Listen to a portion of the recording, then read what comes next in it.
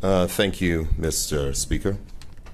Mr. Speaker, I rise today to advise honorable members of the completion of the actuarial reviews for the Contributory Pension Fund, which I'll refer to as the CPF, for the year ended July 31st, 2023, and the Public Service Superannuation Fund, which I'll refer to as PSSF, and the Ministers and Members of the Legislature Pension Fund, which I'll refer to as MMLPF, for the year ended March 31st, 2023, which were tabled in this Honorable House earlier today. Mr. Speaker, the main purpose of the 2023 actuarial review is to examine the financial condition and long-term sustainability of the Contributory Pension Fund and to investigate the potential financial implications of future social insurance contribution and benefit increases for the CPF. The actuarial review presents the financial status of the CPF and provides projections for the next 50 years to 2073.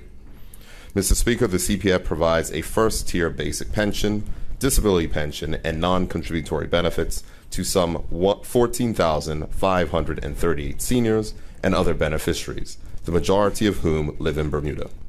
The maximum social insurance benefit payment is $1,607 per month. Highlights from the actual review are as follows. The financial performance of the CPF over the 3 years was above expectations, mainly due to higher than expected investment and contribution income. The net assets of the CPF grew by 8.7% over the 3 years from $1.97 billion to $2.14 billion.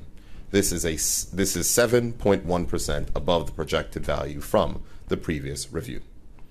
Contribution income in 2022-23 of $135.8 million was 21% higher than in 2019-2020, and benefit expenditure of $203.5 million increased 14% over the 3 years since the last review. Since the last review, the number of contributors has declined from 34,629 to 33,770. The number of beneficiaries has increased from 13,926 to 14,538. Benefit rates increased by 2.75% and 4.1% effective August 1st, 2021 and August 2023, respectively. No increases were made to contribution rates during the period. And that was an error, Mr. Speaker. It was August, not August 1st. I'm sorry. Based on the population projection figures, the old age support ratio has declined since the last review. The ratio was 3.1 in 2020 and is 2.8 in 2023. The comparative ratio using the actual contributors and beneficiaries of the fund declined from 2.6 in 2020 to 2.4 in 2023. At current rates, the fund is projected to decline steadily until it is exhausted in 2042 under the best estimate scenario. This is 2 years earlier than when compared to the previous review. Mr. Speaker, the CPF is not designed around a policy of full funding, but one of sustainable funding, which is contributions and investment income is sufficient to meet the benefits and administrative expenditure on an ongoing basis. The demographic changes in Bermuda, like most developed countries with persons living longer, require changes to ensure that the CPF will be sustainable to provide social insurance benefits into the future. I will speak more to these required changes later in my statement. Mr. Speaker, the Public Service Superannuation Fund, or PSSF, provides contributory defined benefit pensions to Bermuda's public service employees and to the employees of some public authorities. The purpose of the actuarial review is to determine the going concern financial position of the PSSF, to estimate the cost of the benefits being accrued during the period up to the next valuation date, and to determine the adequacy of the PSSF contribution rate.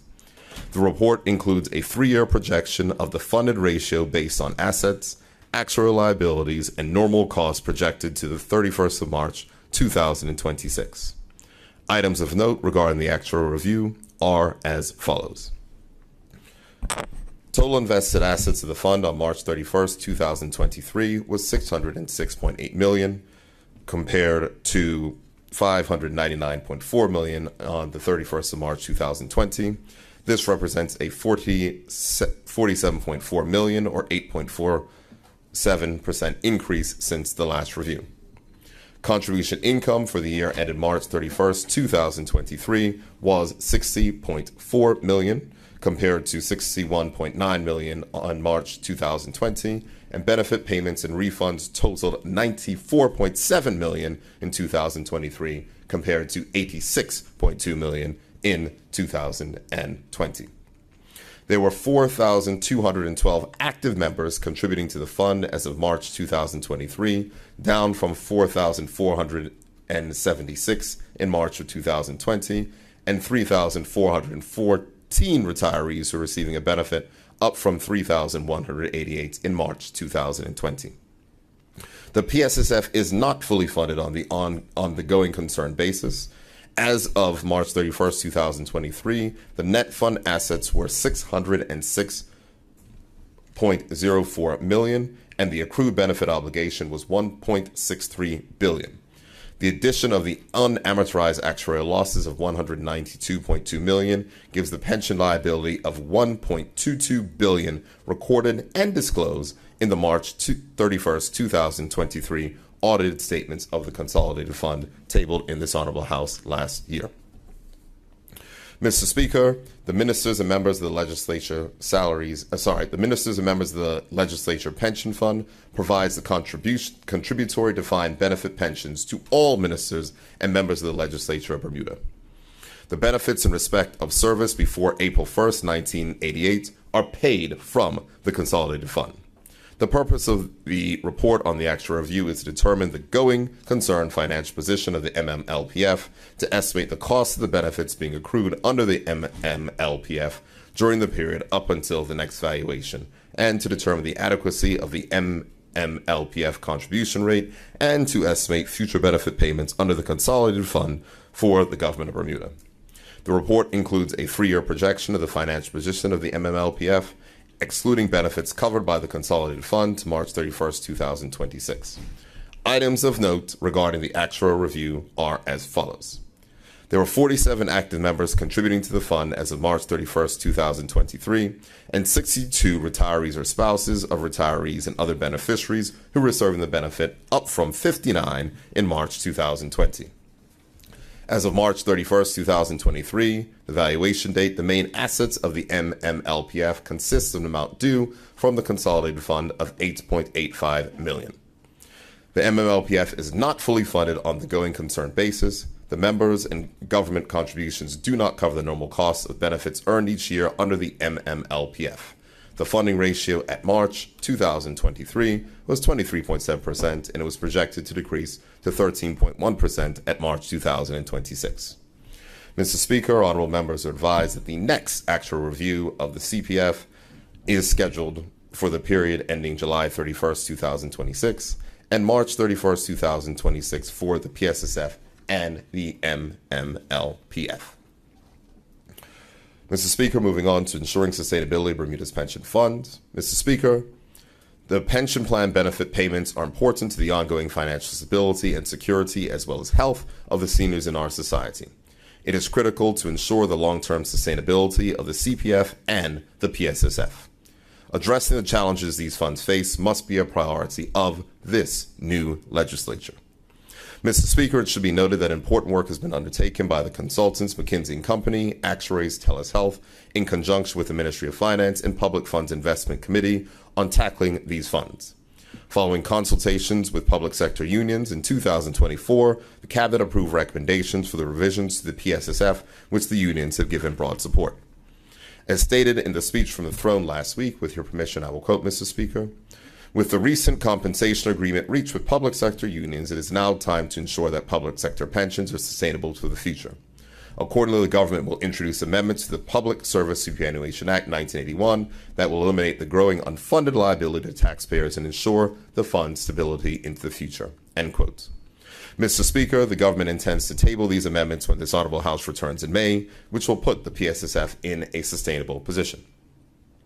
The government continues to advance consultation regarding the necessary amendments that will make the CPF sustainable.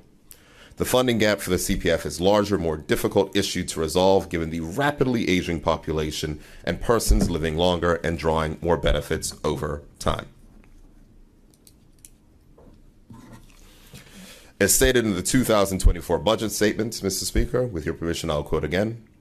The topping up of this fund could be a prime candidate for revenues that may accrue to the government from the corporate income tax, a suggestion that has come to the government as part of the ongoing consultation with our local and international business representatives. The rationale is a good one, that social insurance is for all persons in Bermuda and is a critical need for long-term stability. End quote. Mr. Speaker, the need to address the contributory pension fund is an urgent one. Whether the answer is future revenues from corporate income tax, changes to contributions, or increases in the eligibility age for social insurance, the government looks forward to a bipartisan consensus to advance the difficult but necessary changes to ensure that this fund is sustainable. Mr. Speaker, in closing, I wish to assure current and future pensioners that the government is clear on the challenges facing Bermuda's pension plans. We have started to take the necessary actions to ensure that the PSSF is sustainable, and we will not shirk the responsibility to do the same for the CPF to ensure that social insurance benefits that many Bermudians expect to rely on will be there for future generations. Thank you, Mr. Speaker.